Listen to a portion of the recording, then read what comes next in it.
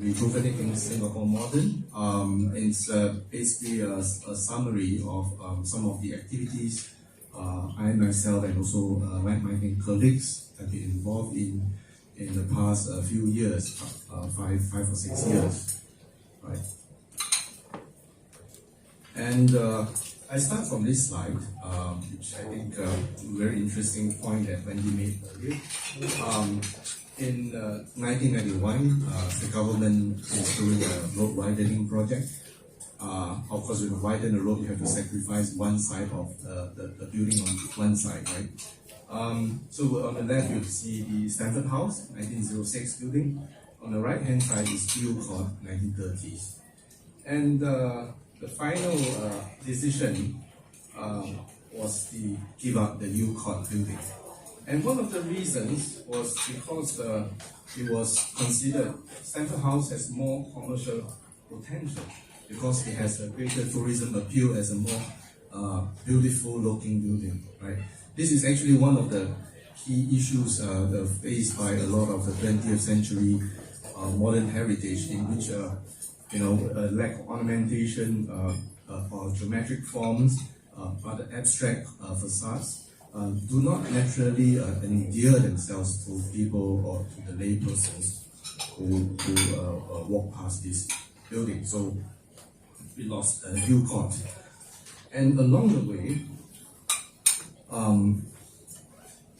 much earlier actually, in 1986, Singapore also, the government demolished the National Theatre, right? Which was built in 1961, right? And it was really important monument for Singapore because it was at the cusp of its independence.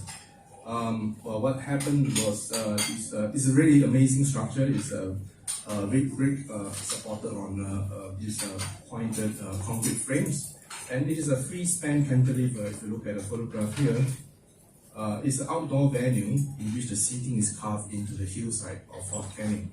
And in the short existence of just less than 3 decades, right, after it was built, there were other plans for the area, including building a new expressway next to the building. And because of this planning, there was a study that said the building is not structurally sound and it has to make way for progress, right? So this is actually one of the biggest loss in Singapore's modernist landmarks. And because we are such a young nation, we are, got independent in '65. This is actually something that many Singaporeans still remember today. More recently, this is National Library. Again, built in 1950s and demolished shortly after slightly more than 40 years to make way for another traffic infrastructure. Right? And this time it is a tunnel that supposedly will serve the new Singapore Management University that is going to occupy much of Bras Basah. And the traffic engineers studied we need more roads, more tunnels, and therefore this building had to go. It's also one of the nationally important buildings that is well loved by a generation of Singaporeans, because there were a lot of schools around there. People actually, after work, after school, the convent girls and the missionary school boys will park tall there, not just study, right? I mean, they study, but they also, dates, right? So this is again very similar, and it seems like between National Theatre's loss and National Library loss, we haven't learned much, right? But however, the National Library loss actually had a lot of public resistance to it. In fact, for the first time, I think in Singapore's conservation history, people from all walks of life, different age, spoke up and tried to persuade the government to give up its plans. But as you know, in Singapore, we are we plan far ahead. A lot of these plans cannot be reversed, right? Because of obvious reasons. Okay, most of it is political in nature. So against these wishes, we lost the National Library. Now, But the loss, because of the public backlash and the negative sentiment, was not in vain. From 2001, actually, the government started to relook into its policy of where the Singapore should consider post-war buildings as an important part of its heritage, right? As you know, as PP earlier mentioned, Singapore has over 7,000 conserved buildings, but most of them are from the colonial era, right? It is time, actually, the policymakers were thinking what's important for Singaporeans. It could be something that is post-war and maybe post-independent. So in a short span of a few years, some of the government-owned buildings were conserved, right? So this is the center one. This is the youngest national monument, Jurong Town Hall, completed in 1976. And we also have our first few blocks of public housing, Dakota Crescent, constructed in 2014, right? 2016, sorry, yeah, 16. And but what you will notice is that these are mainly state-owned buildings, right? Because the government will be not say easier, but lower threshold to declare them as conserved buildings or national monuments. The rare buildings that are conserved from private sector is this former Asian Insurance building, 14-story high Art Deco building from 1956. It was actually the first example of voluntary conservation by a private developer. And why was it successful? Because the government actually gave them incentives. Okay, later I will go on to a little bit of that incentive. Part of incentive include a free gross floor area for the developer to add on additional floors. So we come to the more recent past. This is 1960s, 1965 onwards. We are mainly now looking at very threatened building stock, right, of post-independence buildings.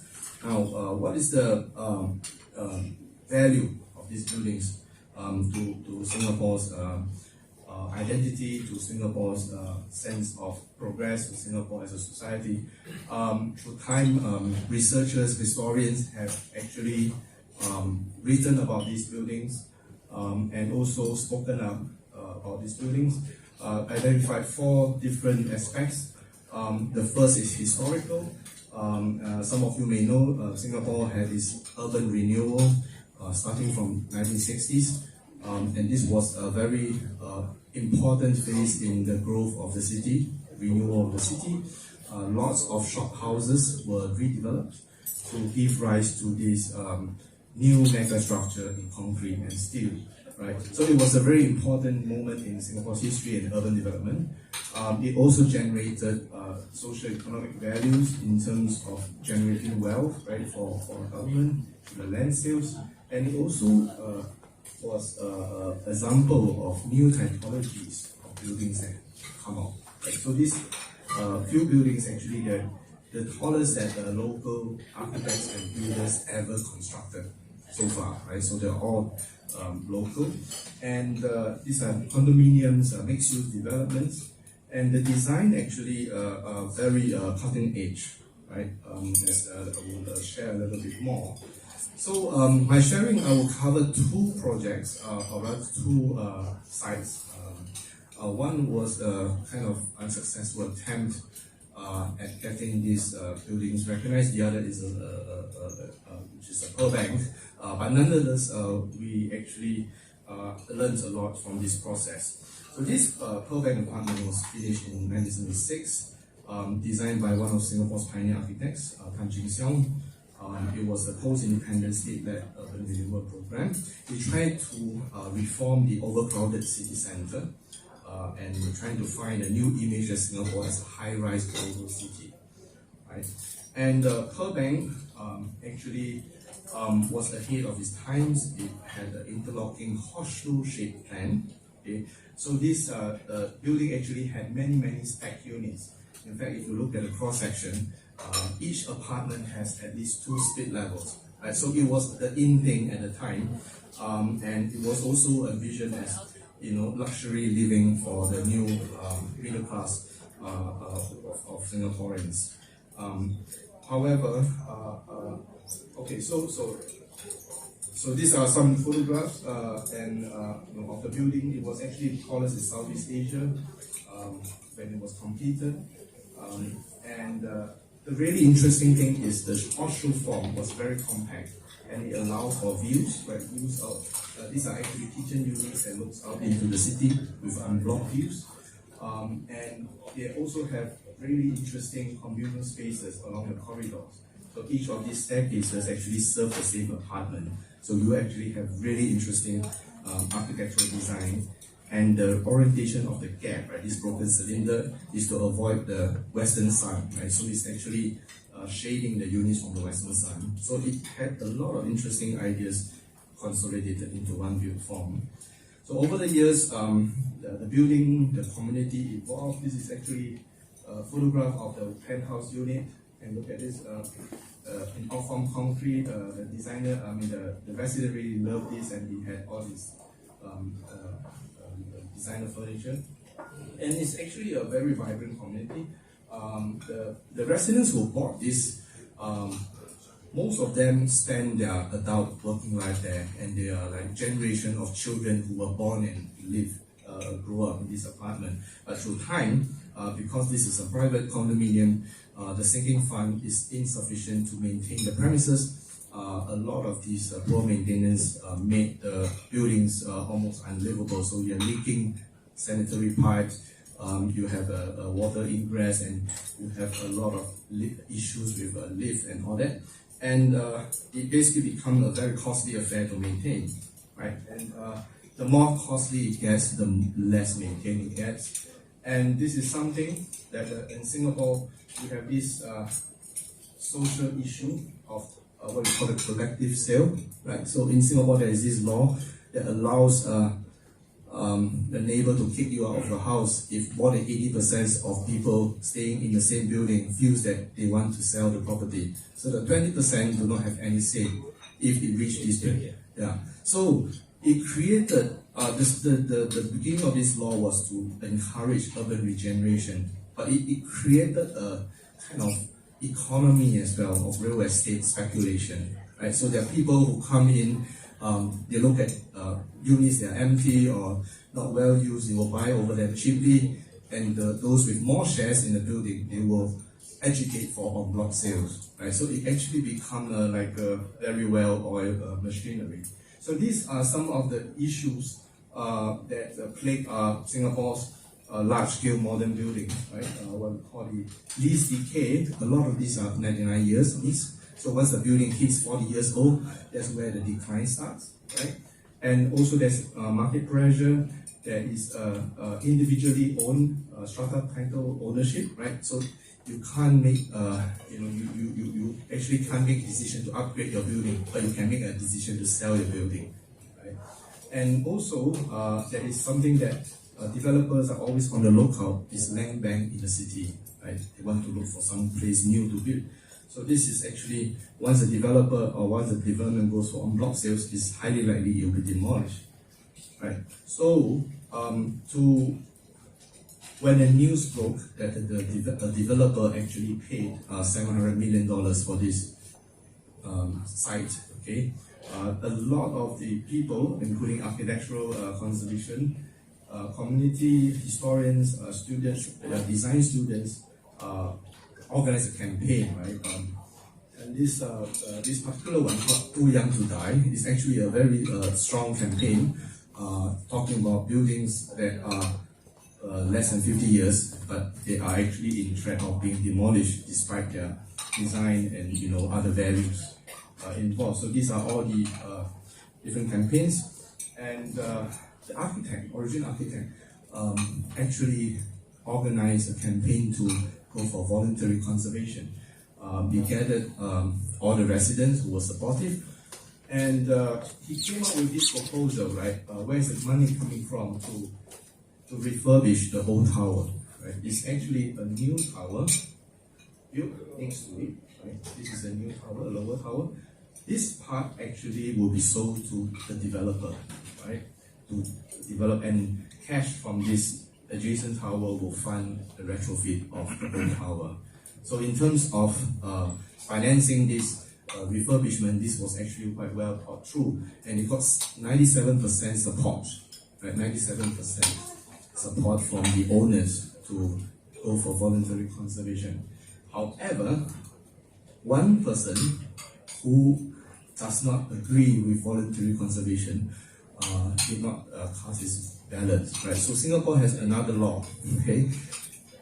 When the strata title owned building, right, with different ownership shares, if you add something on to the building, you have to redistribute the share ownership, right? So any party who don't agree to this distribution of ownership can actually overturn the process.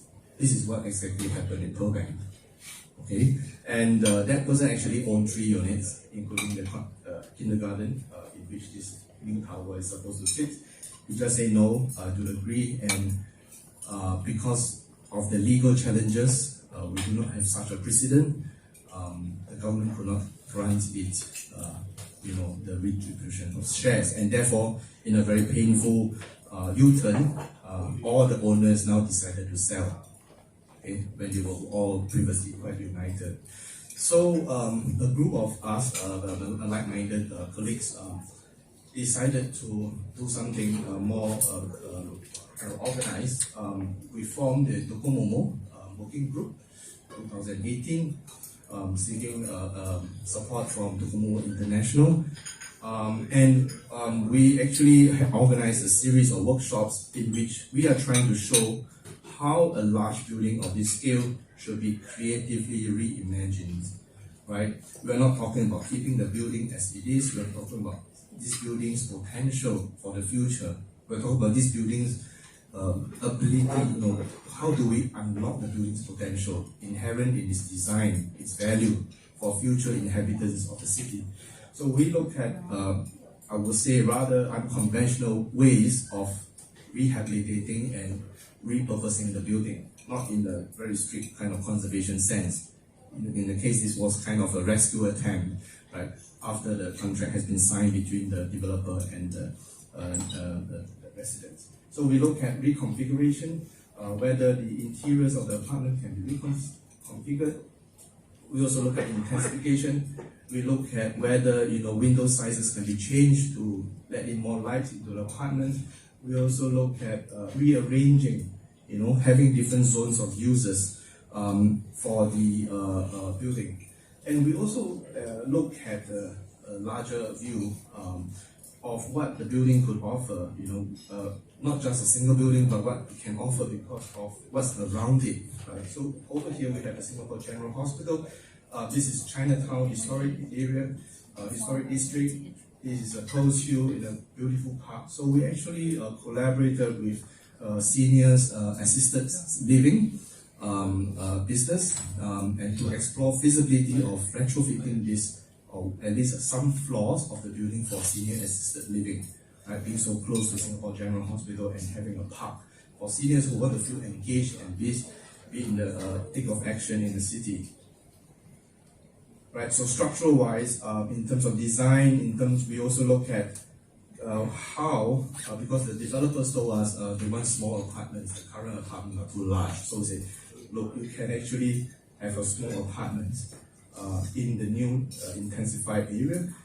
We also actually explore, can we sacrifice part of the building footprint, okay, about 25% of it in the red squares, to give them the apartment that are small and flat, right? Because the apartments in the old tower had many street levels, and they say that it's very difficult for people to reuse and subdivide.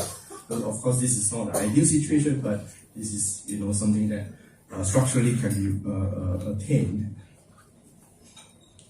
So despite all these efforts, we lost the battle.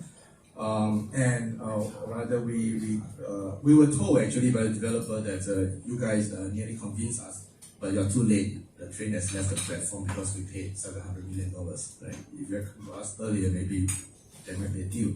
So what this taught us is that there's a building being demolished, story by story, into its painful demise.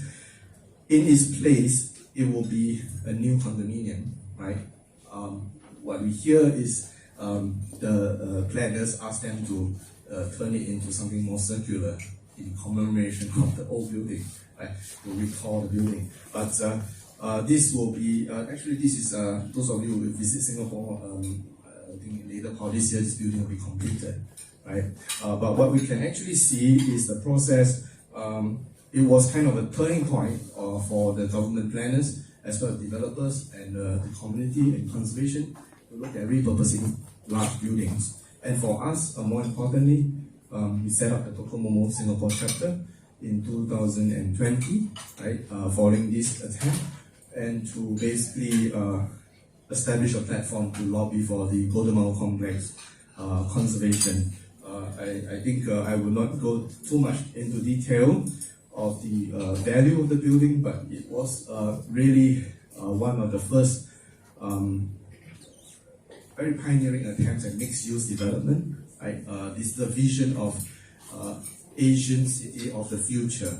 Right? What is meant by that? So those of you know Singapore high-density shophouse fabric. This was a kind of scale-up version of the shophouse city. So there is actually a blurring of boundaries between building and urban landscape, right? Basically, they try to condense urban activity into a space, right?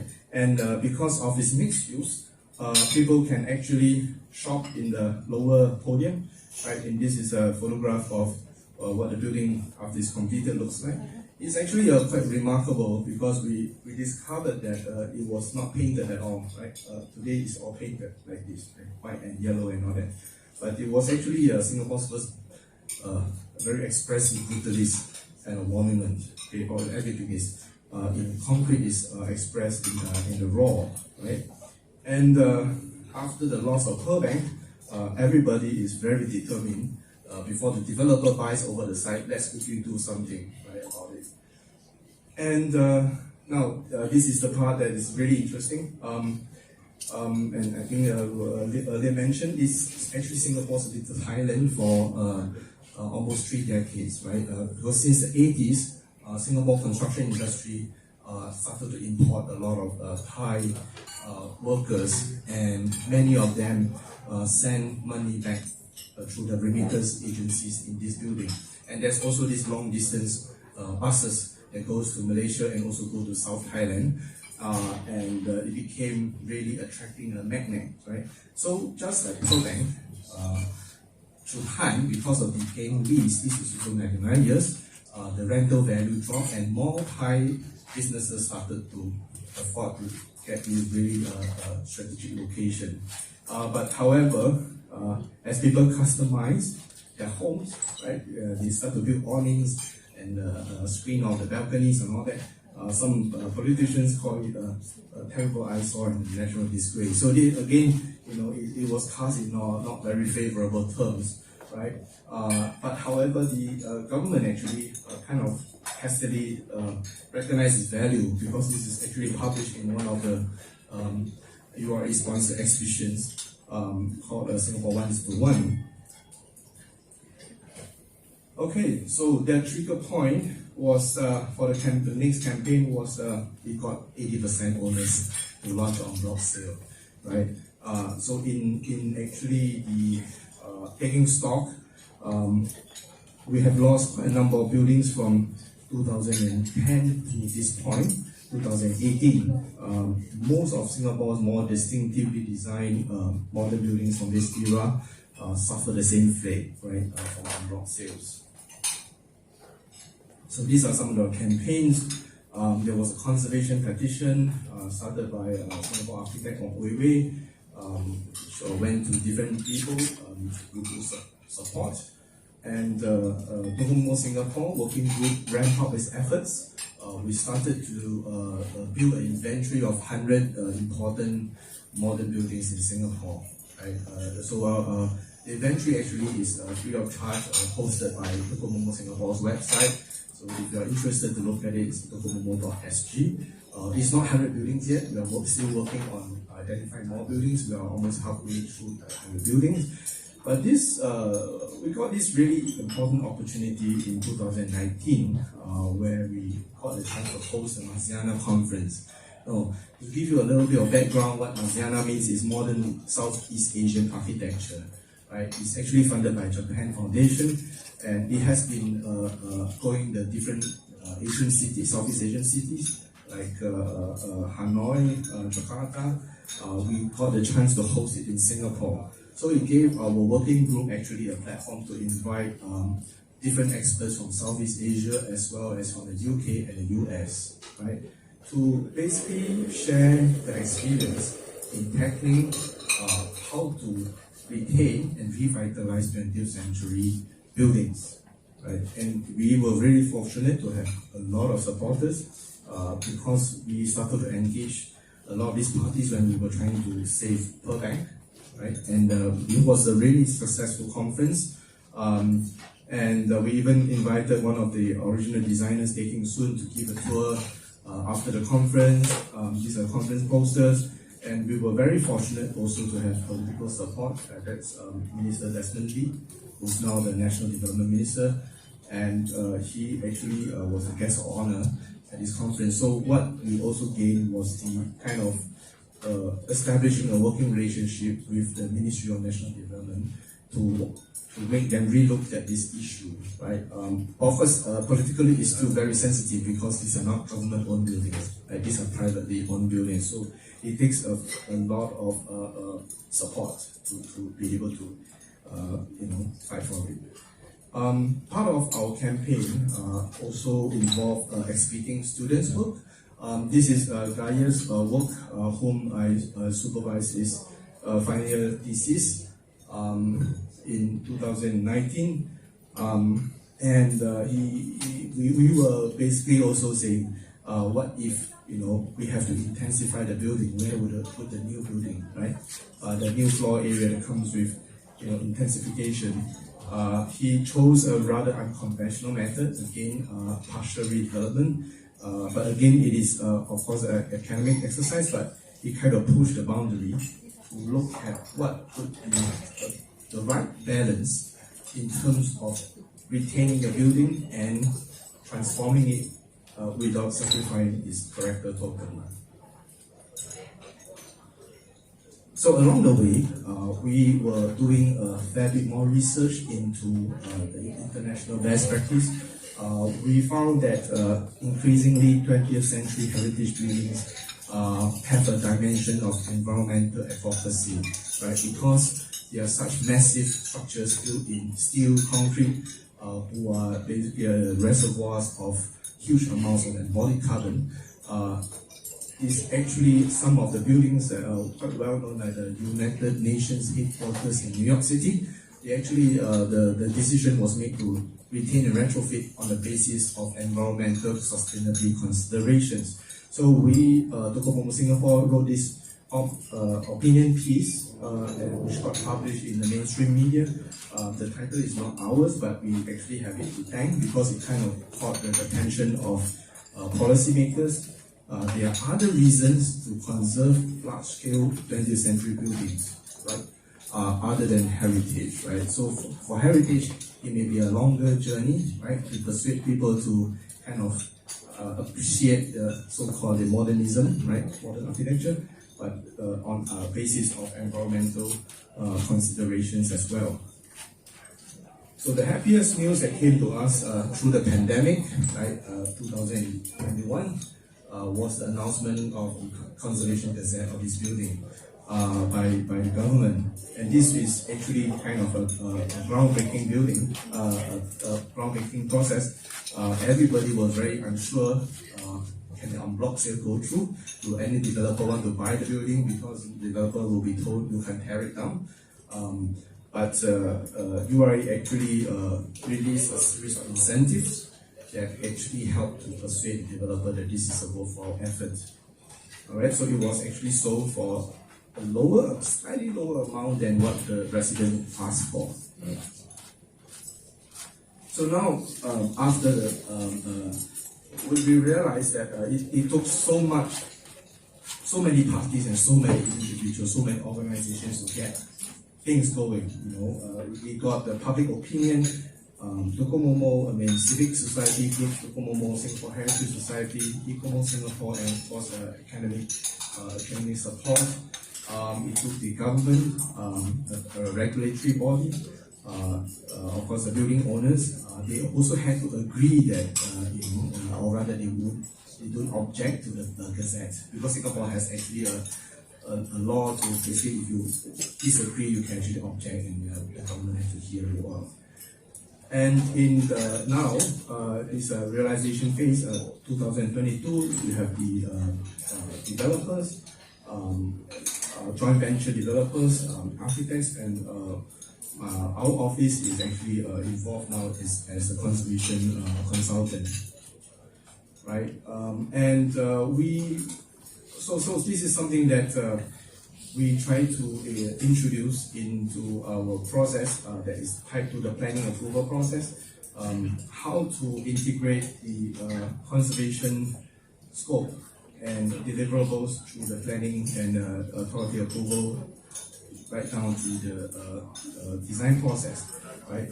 And because it's the first project for everyone, right? For planners, for owners, and for consultants, we have to actually think of the box, because this is still very much an experiment. Nobody will know how it turned out in the end, right? We are feeling our way around. So we actually look at a different way of understanding the building in terms of this tolerance for change. Okay, so coming back to first principle of conservation, conservation being change management rather than freezing it in time as a museum object. We believe large-scale buildings of 20th century has some capacity to absorb changes, right? It's how the changes are executed or planned, I think, is the thing that will affect the outcome and quality of the conservation. So we try to look at a framework, other frameworks like this really important document, which is this 20th century thematic historic framework, published last year by Getty Conservation Institute and ICOMO's International Scientific Committee in the 20th century. They have 10 thematics that actually cover key milestones in 20th century human development, right? And because we're dealing with buildings, we're dealing with built landscapes, we're dealing with sites, these are actually filtered through a different way of appreciating their value. So we are not just looking at architectural value now, we're looking at all the other values that the building could possibly possess, right?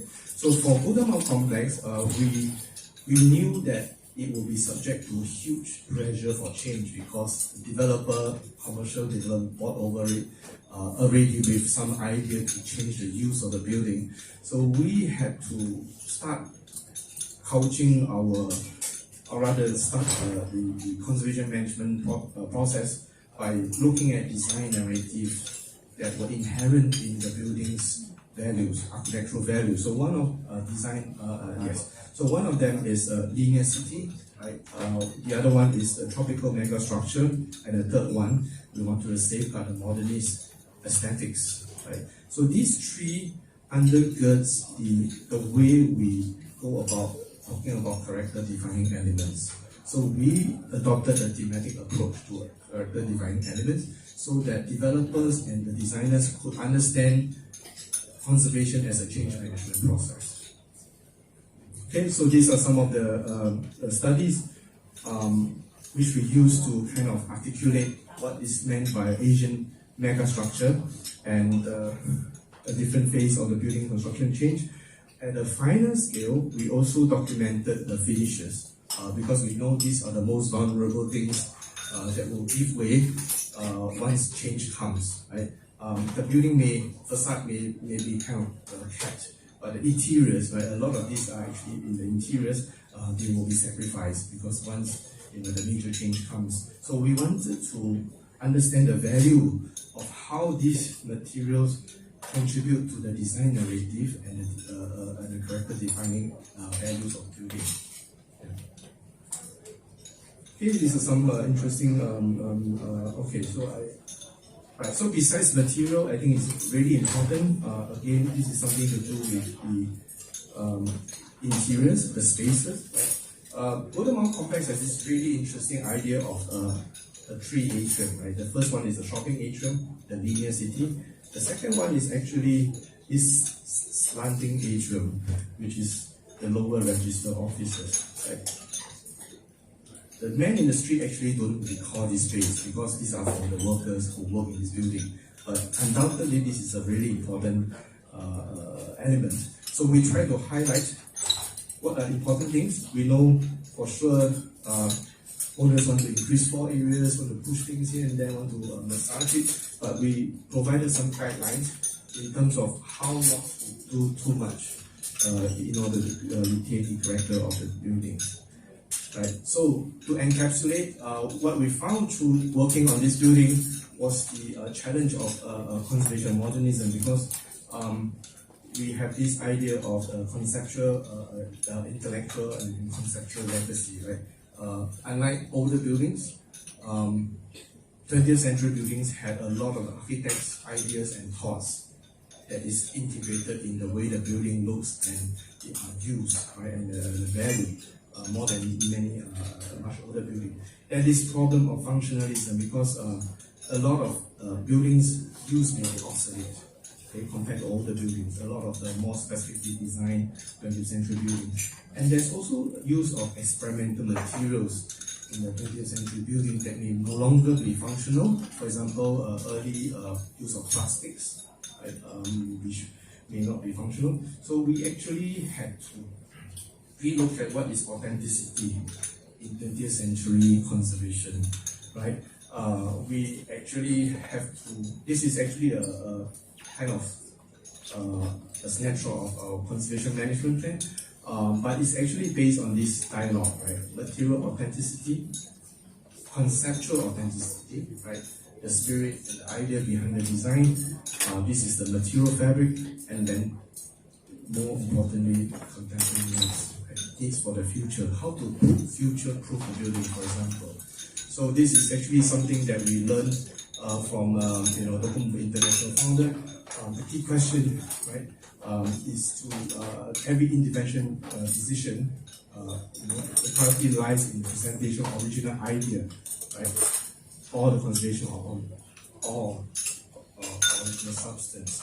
So unlike other conservation management plan, which we will basically recommend what to retain and all that, we found that we had to come up with a system that allows for degrees of change and degrees of retention. So we adapted a traffic light system, actually from the UK, building management guidelines. This is actually used in projects like the Barbican. They have a traffic light system, red, amber, green, and black. Right? Black means you don't go and change because it will be shot down by the authorities. Red is okay, you can try, but you might not be successful. Green is fine, it doesn't harm the character defining aspects. You have to do necessity care, so on and so forth. So we came out with this retain and restore, which is the strictest restoring the idea and the fabric. Reinscape, right, which is important to keep the design in hand. Reinterpret and sensitive new intervention are the parts that the new, according to the design brief and also the architect and the owner's requirements, some consideration can be given for change. Okay, so this is something that we wanted to introduce, and it's a snapshot of how we communicate this rather complex way of grouping elements and explaining and articulating the value and also the degree tolerance of change to designers and developers. And this is something that we have to submit also to the planning authorities for the approval, right? And people, you have seen a copy of this because it sits on the design advisory panel of the Golden Mile Complex redevelopment, commissioned by URA. Okay, I will just kind of try to conclude my sharing with something more maybe lighter. The project actually gave us an opportunity to do documentation of the building, right? And because it's the first of its kind at such a large scale and vintage, we had to do it in a way that allows us to understand before and after, right? So thanks to the original architect's archive, which was very extensive, we found that what the building originally looked like looks really different from what it looks like today. The end cores, for example, they are all they're mostly clad in tiles. Okay, but today because they're all painted the same color, you can't see them. And in between, they're actually plaster finish, right? But today you can't. And these bands are actually very important in terms of breaking down the scale of the mega structure into kind of human scale, more human scale, less intimidating quality. Right, so this is again really interesting before and after. Based on today's condition, we can see that the windows design was different. Right? So these are one of the features of the building, this step terrace with winding staircases. The windows used to have a set away from the facade so that ventilation can be through the gap. When it's raining, actually airflow can still go into the building. So that actually allow us to speak with the designer or the environmental engineer to see whether this is something that's useful for them as a passive climatic control device. And we're also trying to persuade the client to reinstate the intent. Again, we're talking about the respect for integrity of the design. Should we actually consider putting back this monsoon window detail? Okay. Again, comparing before and after, we found that much of these surfaces are not painted, unlike today. Okay, so these columns, they are all raw concrete, right? And we also found that the floor finish isn't what we see today. Okay, today we see this 1990s, right? When it became Little Thailand, they did a total refurbishment of the floor finish. So there is now a consideration whether this is something they want to include to reinstate, or this may be an opportunity to add as a 20th century intervention, right? Maybe not replicating, maybe it's a sensitive reinterpretation of what was originally there, and this will actually be a hallmark of the current round of rehabilitation and refurbishment. Okay, so with that, we shall